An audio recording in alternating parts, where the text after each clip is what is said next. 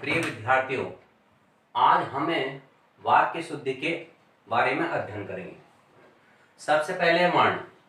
भाषा की सबसे छोटी इकाई को हम वर्ण कहते हैं और वर्ण से शब्द का निर्माण होता है और शब्दों से वाक्य का निर्माण होता है। और नंबर 2, शब्द। वर्णों के सार्थक समूह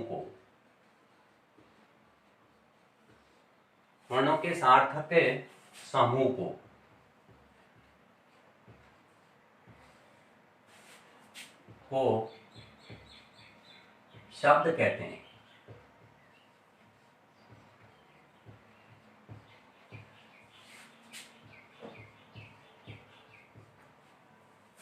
शब्द, वर्णों के सार्थक समूह को शब्द कहते हैं। अब नंबर 3 है वाक्य।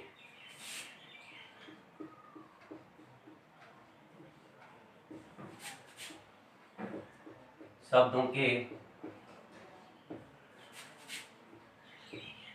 सार्थक समूह को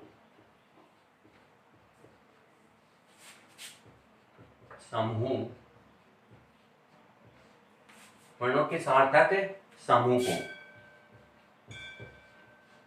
वाक्य कहते हैं।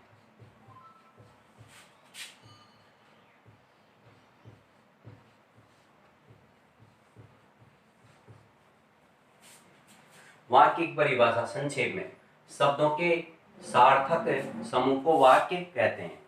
एक विद्यार्थी एक परिभाषा में और बताऊंगा वाक्य की।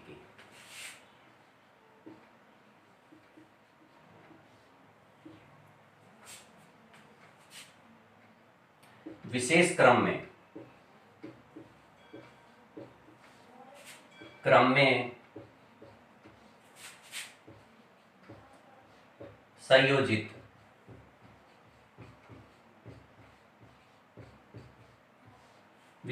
में संयोजित सार्थक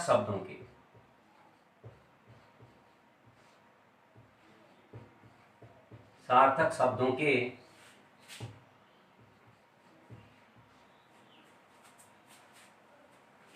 परस्पर मेल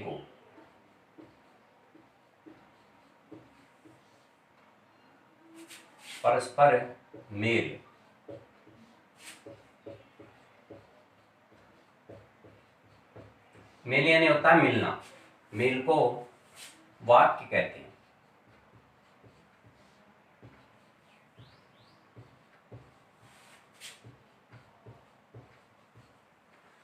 अब ध्यान दीजिए, वाक्य विशेष क्रम में संयोजित सार्थक शब्दों के परस्पर मेल को हम वाक्य कहते हैं। विद्यार्थियों, संयोजित यानी होता है सजे हुए या जमे हुए।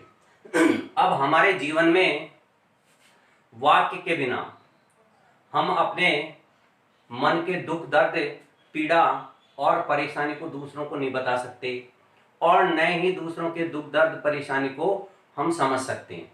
वाक्य के बिना हमारा जीवन अपूर्ण है। और इसमें एक बात ध्यान रखनी है, वाक्य हमारा शुद्ध होना चाहिए। बिना वाक्य शुद्ध होने से, अशुद्ध वाक्य बोलने से व्यक्ति का मान सम्मान नहीं होता है। इसलिए वाक्य शुद्धि जरूरी है। अब इसके आगे हम उदाहरण लेंगे। जैसे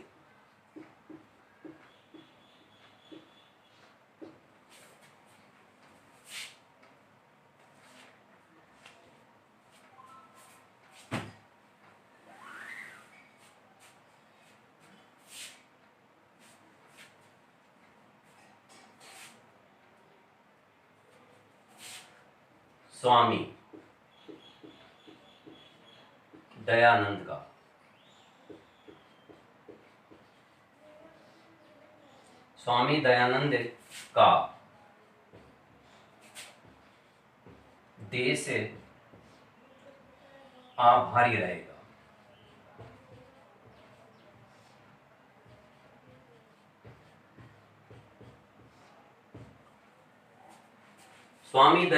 स्वामी दयानंद का देश आभारी रहेगा। विद्यार्थियों, यह अशुद्ध वाक्य है।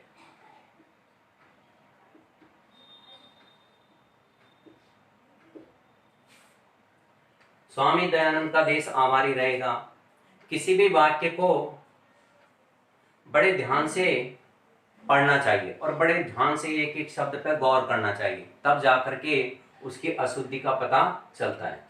स्वामी दयानंद का देश आभारी रहेगा, जल्दी पढ़ोगे आप सही समझोगे, लेकिन यहां पर ध्यान दो, स्वामी दयानंद का देश। विद्यार्थियों, ये देश स्वामी दयानंद का ही नहीं, हम सब भारतवासियों का है, इसलिए इसके अंदर क्रम संबंधी अशुद्धि है। शुद्ध वाक्य,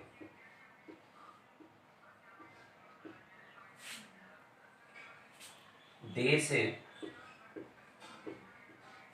स्वामी दयानंद का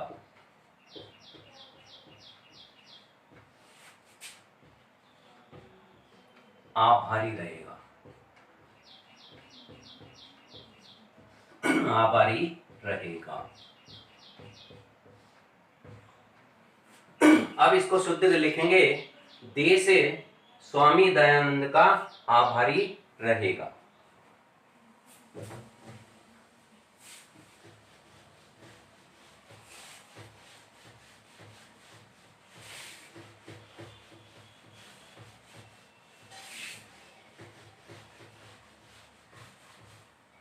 अब उदाहरण नंबर लेंगे हमें,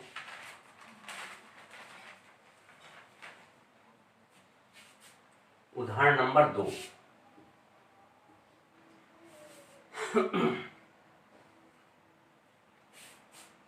मेरा अशुद्ध वाक्य,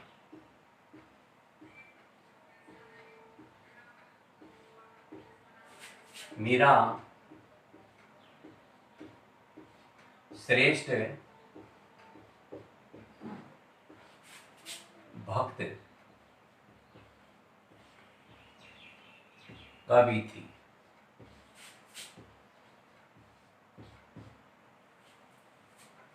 अब ध्यान दीजिए, यह अशुद्ध वाक्य मेरा श्रेष्ठ भक्त कवि थी, इसमें विद्यार्थियों लिंग संबंधी अशुद्धि है।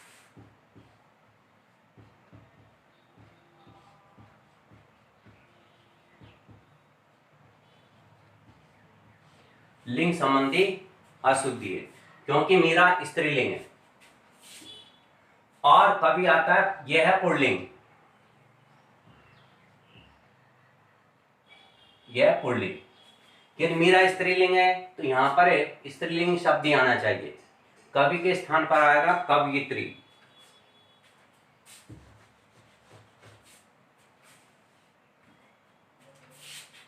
शुद्ध वाक्य,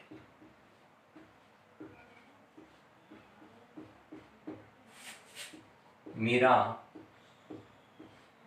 श्रेष्ठ भक्त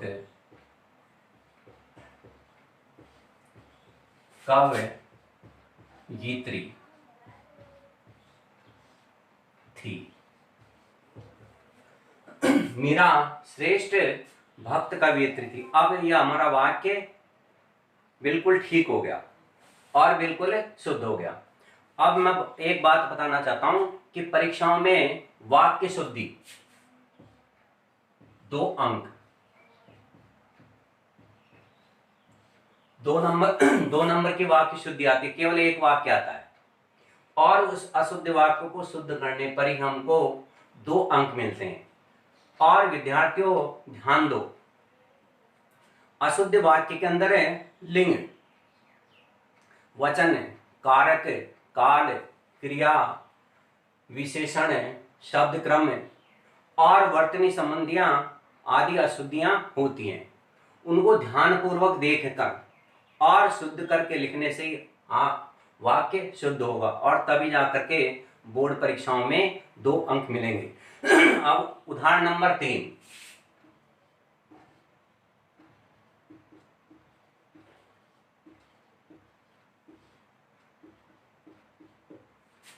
पेड़ों पर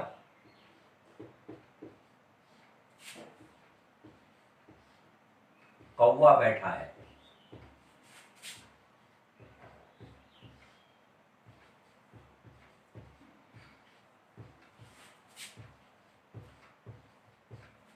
पेड़ों पर कौवा बैठा है।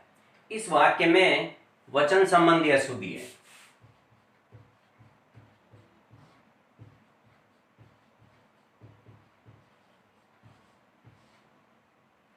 वचन संबंधी अशुद्धि है।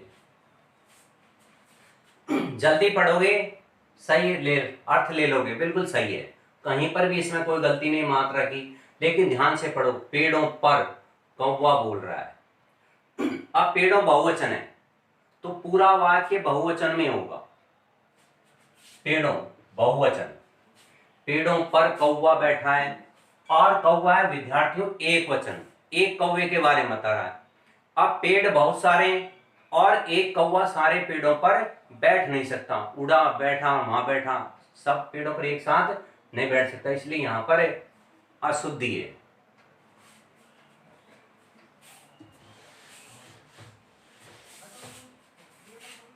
अब इसका शुद्ध वाक्य,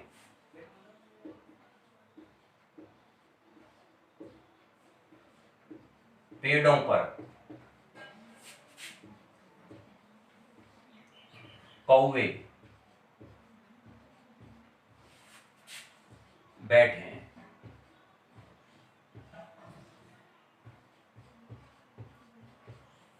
अब ये वाक्य आपका बिल्कुल सही हो गया। पेड़ों पर कौवे बैठे हैं, यहां पर एक वचन था, ये बहुवचन, तो सारा वाक्य बहुवचन होगा।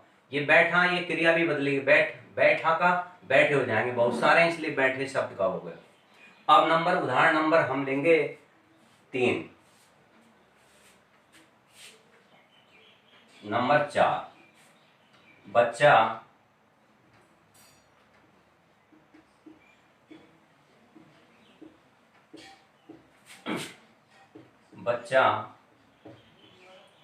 खाना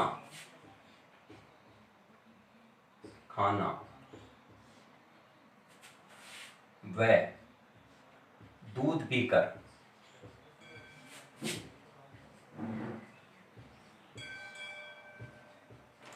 सो गया।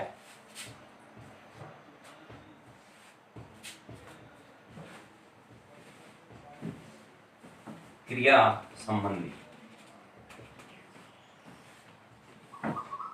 अशुद्धि। अब ध्यान दीजिए, बच्चा खाना व दूध पीकर सो गया। जल्दी पढ़ोगे आपको शुद्ध लग रहा है, लेकिन इस वाक्य में क्रिया संबंधी अशुद्धि। बच्चा खाना व दूध पीकर सो गया। अब कमी कहां पर है? दूध को तो बच्चा पी लेगा, लेकिन खाने को पिया नहीं जाता, खाने को खाया जाता है, इसलिए यहां पर अशुद्धि है। इसका शुद्ध होगा बच्चा खाना खाकर व दूध पीकर सो गया।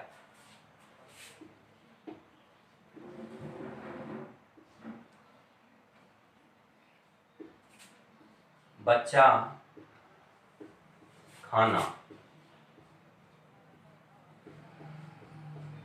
खाने को विद्यार्थियों खाया जाता है, इसलिए खाना खाकर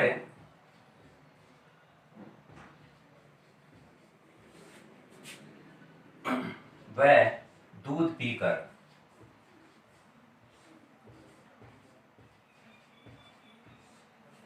पीकर सो गया।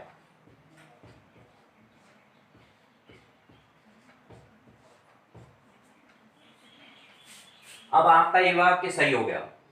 बच्चा खाना खाकर वह दूध पीकर सो गया, क्योंकि इसका अर्थ भावार्थ बिल्कुल अब सही निकल रहा है और सुनने वाले को, पढ़ने वाले को भी शुद्ध महसूस हो रहा है।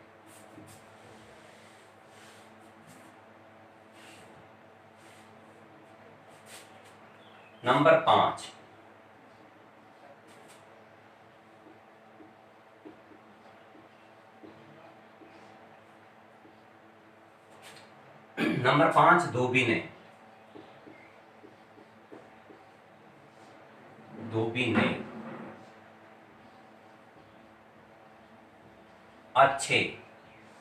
धोबी ने अच्छे कपड़े धोए। अब ध्यान दीजिए, धोबी ने अच्छे कपड़े धोए बोलोगे क्या पढ़ोगे इसको तुरंत आपको ऐसा लगेगा इसमें तो कहीं पर भी कोई कमी नहीं है। और ये वाक्य बिल्कुल शुद्ध है। धोबी ने अच्छे कपड़े धोए, पढ़ने पर ये लग रहा है कि इस वाक्य में कोई कमी नहीं है और पूरी तरह से सही है। लेकिन विद्यार्थी इसके अंदर विशेषण संबंधी अशुद्धि है। विशेषण,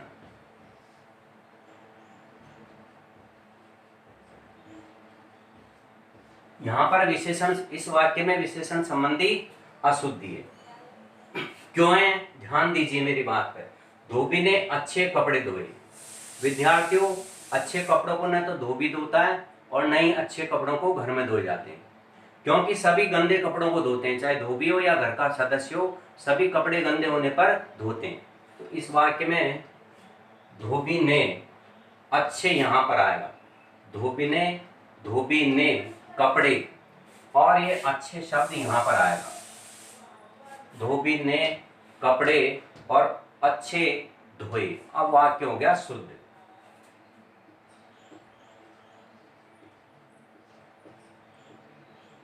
धोबी ने कपड़े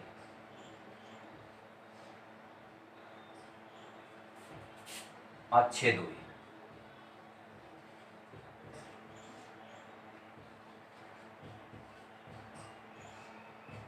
अब ये वाक्य बिल्कुल शुद्ध हो गया। धोबी ने कपड़े अच्छे धोए। भाई धोने के बाद अपन उसकी प्रशंसा करेंगे कि धोबी ने कपड़े कैसे धोए, बहुत अच्छे साफ सुथरे।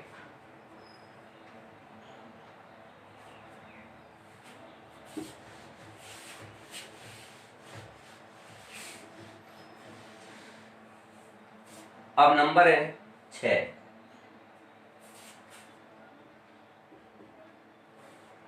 वह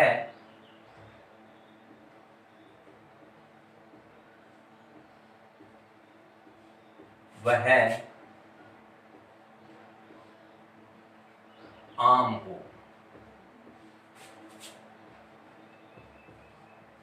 खा रहा है।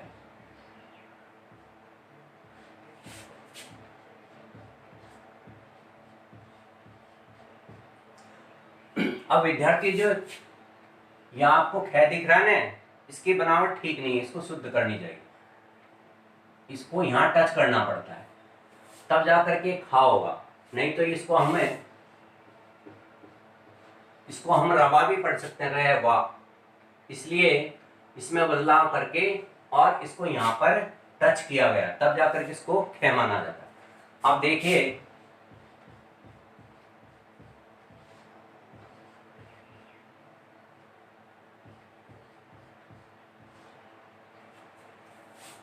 अब कोई वाक्य है, मीरा खाना खाती है, तो यहां पर तो उसको पढ़ लिया खाना, और यहां पर वाक्य लिखा हमने गाड़ी स्टेशन से रवाना होती है, इसको हमने रवाना भी पढ़ लिया, उस वाक्य के हिसाब से तो रवाना अर्थ ले लिया। और भोजन वाली बात आई तो इसका क्या अर्थ ले लिया हमने, खाना।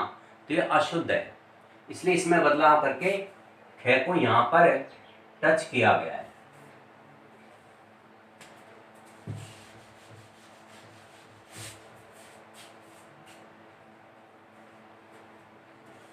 कारक संबंधी अशुद्धि।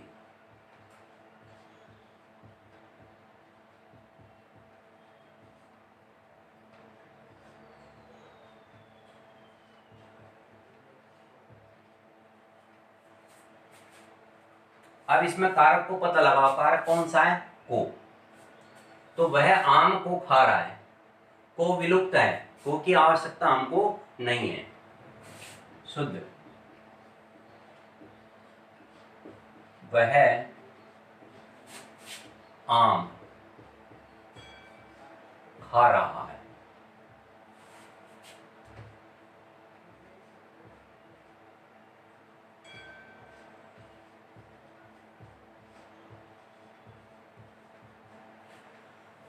वह आम खा रहा, अब ये वाक्य शुद्ध हो गया।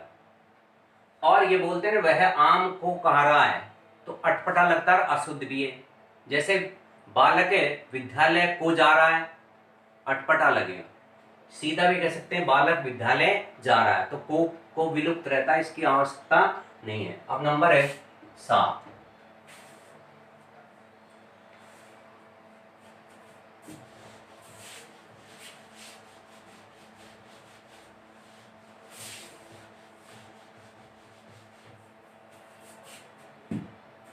नंबर 7,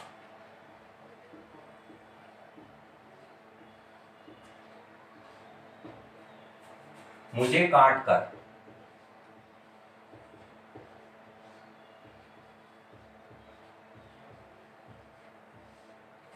सेब खिलाओ।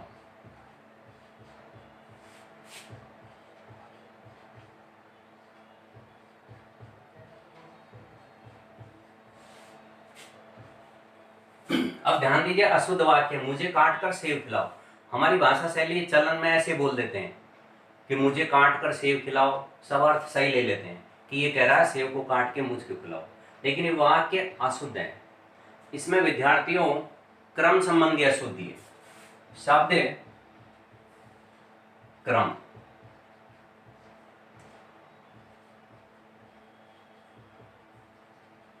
शब्द क्रम है संबंधी अशुद्धि है। जैसे हम अंग्रेजी में कहते हैं ना वर्ड ऑर्डर, इसी प्रकार है शब्द क्रम संबंधी। मुझे काट कर, अरे भाई आपको ही काट देंगे तो सेब कौन खाएगा फिर? तो इसको शुद्ध ऐसे करेंगे, यह आएगा सेब काट कर फिर मुझे ही आएगा, मुझे खिलाओ। शुद्ध होगा सेब काट कर मुझे खिलाओ।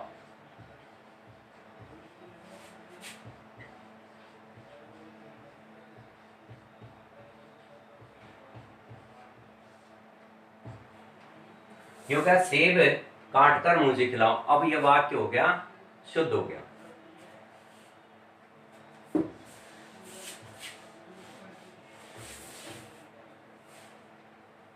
आप देखिए नंबर 8,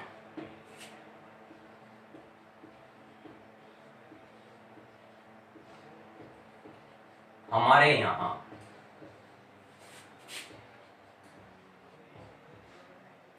हमारे यहां 3 दिनों से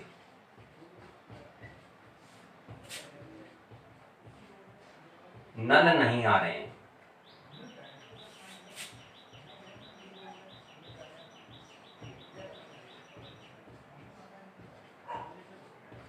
आ रहे हैं।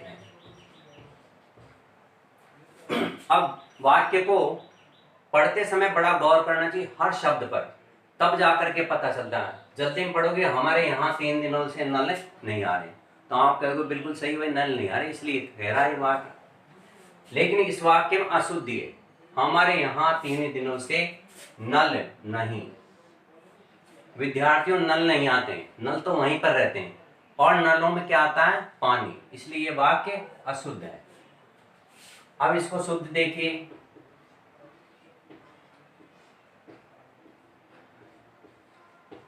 हमारे यहां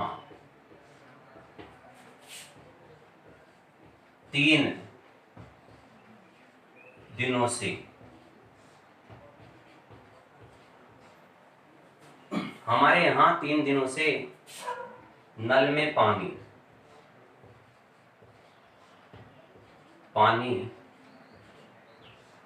नहीं। अनुस्वार लगेगा, नहीं आ रहा है।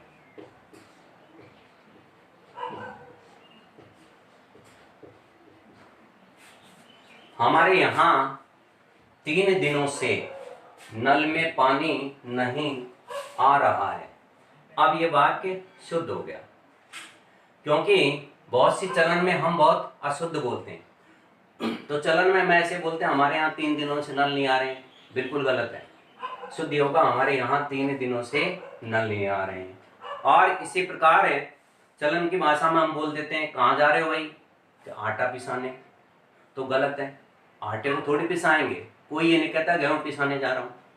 तो ये भी इस तरह की अशुद्धियों वाले वाक्य आ जाते हैं। अब नंबर 9,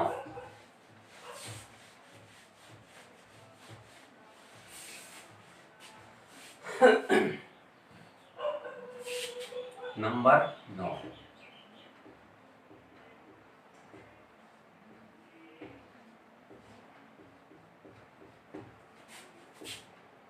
आज नंबर 9 देखिए, आज मंत्रिमंडल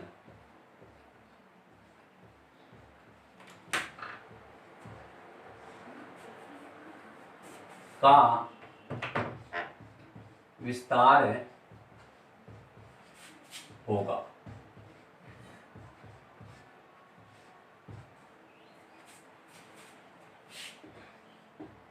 शुद्ध। और इसमें विद्यार्थियों वर्तनी संबंधी अशुद्धि है।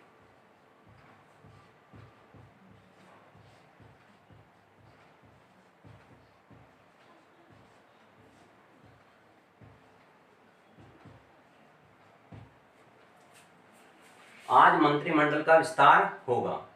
अब पढ़ा तो बिल्कुल सही लग रहा है, कहां पर भी कोई गलती नहीं, लेकिन यहां पर गलती है, वर्तनी संबंधी अशुद्धि है। आज मंत्रिमंडल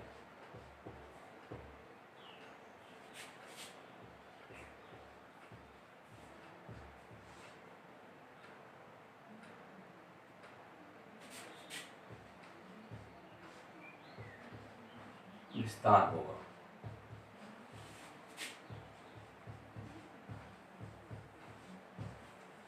अब देखिए, मंत्री बड़ी मात्रा है, तो मंत्री का मतलब होता है एक वचन, तो यहां पर बहुवचन बनाना पड़ेगा। मंत्री, आज मंत्रिमंडल का विस्तार होगा, ये बहुवचन हो गया।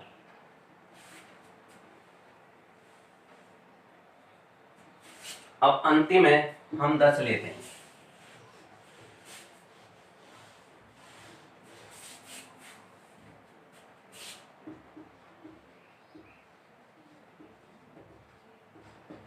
शायद,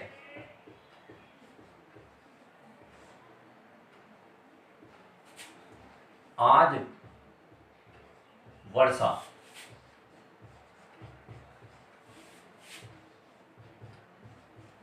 अवश्य होगी।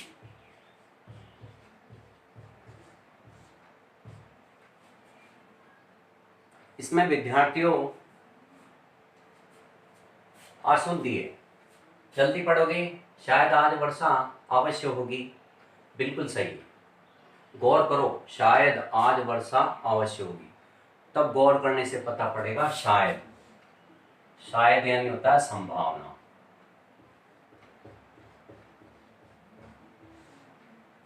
और अवश्य यानी होता है जरूर।